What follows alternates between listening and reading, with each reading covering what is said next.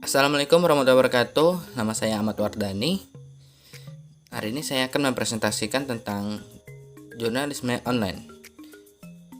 Yang pertama adalah definisi jurnalistik online. Jurnalisme online adalah proses penyampaian informasi atau pesan yang menggunakan internet sebagai medianya, sehingga mempermudah jurnalis dalam melakukan tugasnya.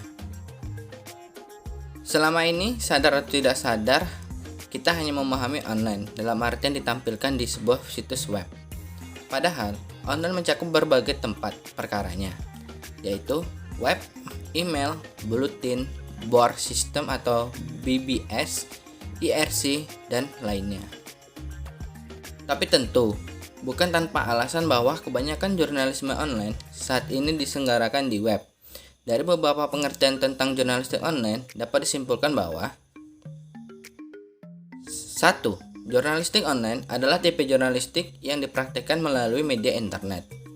2. Pengumpulan fakta, cerita, dan laporan yang diproduksi dan didistribusikan melalui internet. 3. Jurnalistik online adalah proses pengumpulan, penulisan, penyutingan, dan penyebarluasan berita secara online di internet. Jurnalistik online adalah pelaporan fakta yang diproduksi dan disebarkan melalui internet. Dulu, jurnalistik hanya berlaku di surat kabar, majalah, radio, televisi, dan film. Kini jurnalistik juga berlaku di internet atau media online, sehingga melahirkan ilmu baru bernama jurnalistik online. Jurnalistik online bahkan sudah beranak dengan melahirkan cabang berupa. Yang pertama adalah jurnalisme blog. Yang kedua, jurnalisme mobile. Yang ketiga, jurnalisme Twitter. Yang keempat, jurnalistik online juga menumbuh-kembangkan konsep. Dan yang kelima, jurnalisme warga yang diperkokoh dengan perkembangan media sosial seperti Facebook, Twitter, dan YouTube. Yang kedua, kita akan membahas sejarah jurnalistik online. Berbagai literatur jurnalistik online menunjukkan jenis jurnalisme baru ini tidak lepas dari ditemukannya teknologi komputer yang diikuti kemunculan teknologi internet yang dikembangkan pada tahun 1990-an. Penemuan dan pengembangan teknologi nirkabel atau wireless pada notebook memudahkan proses jurnalistik atau kerja wartawan. Tanggal 17 Januari 1998 disebut-sebut sebagai tonggak sejarah kelahiran jurnalistik online.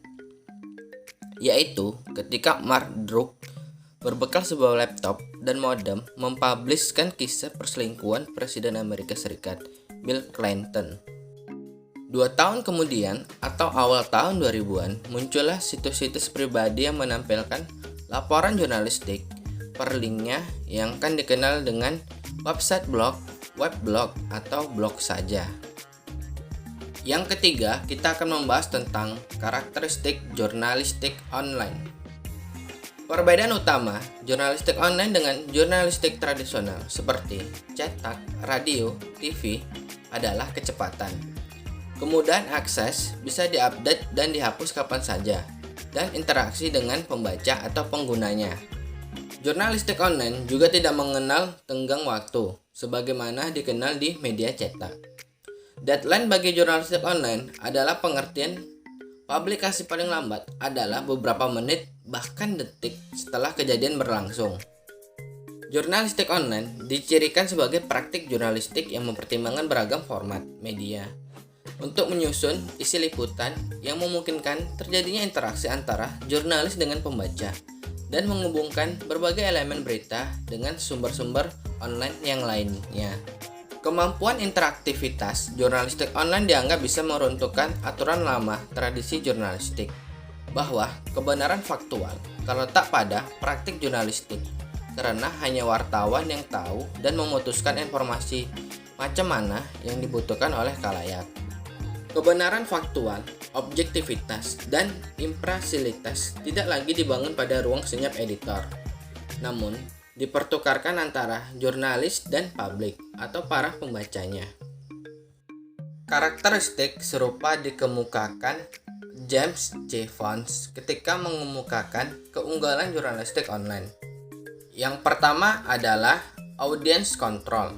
Audiens atau pembaca dapat lebih leluasa dalam memilih berita yang mereka sukai hanya dengan menggerakkan jari, mouse, atau kursor dan mengeklik link judul yang dikehendaki.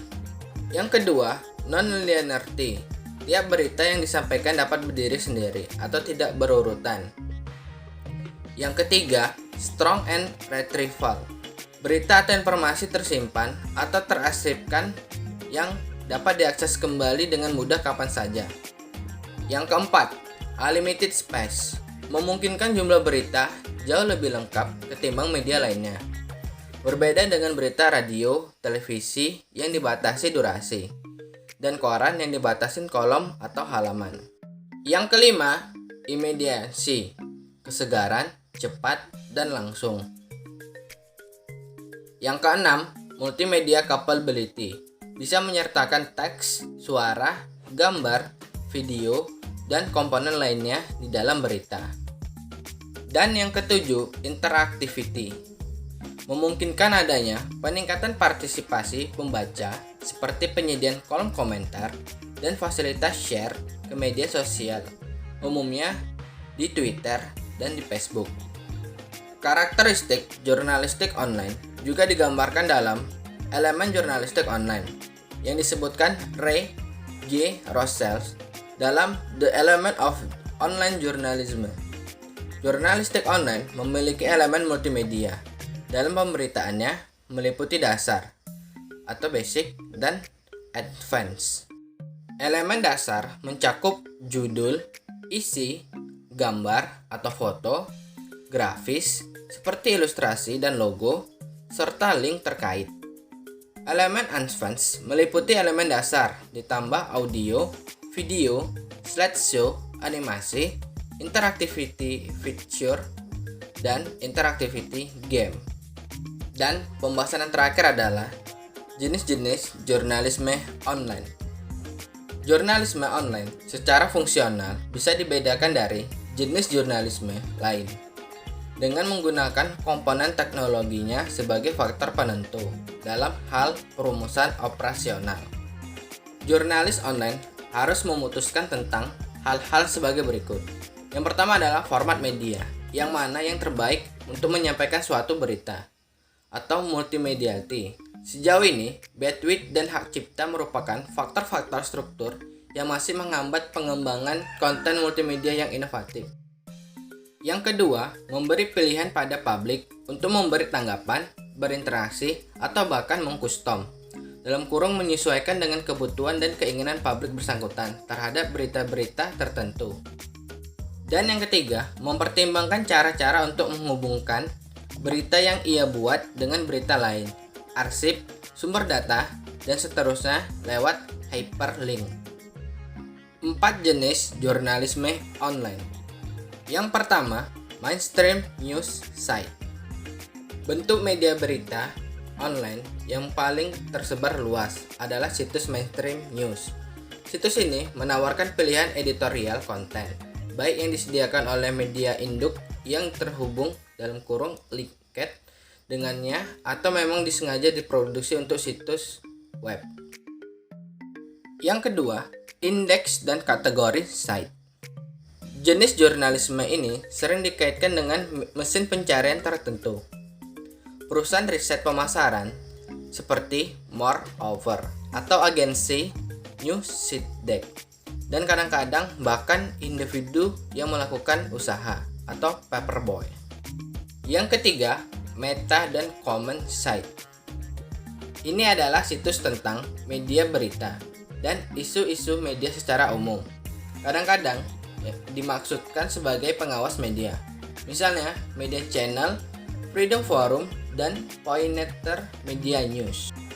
Dan yang keempat adalah share dan diskusi site. Ini merupakan situs-situs yang mengeksploitasi tuntutan publik bagi konektivitas dengan menyediakan sebuah platform untuk mendiskusikan konten yang ada dimanapun di internet. Baiklah, sekian presentasi dari saya. Saya akhiri dengan Assalamualaikum warahmatullahi wabarakatuh.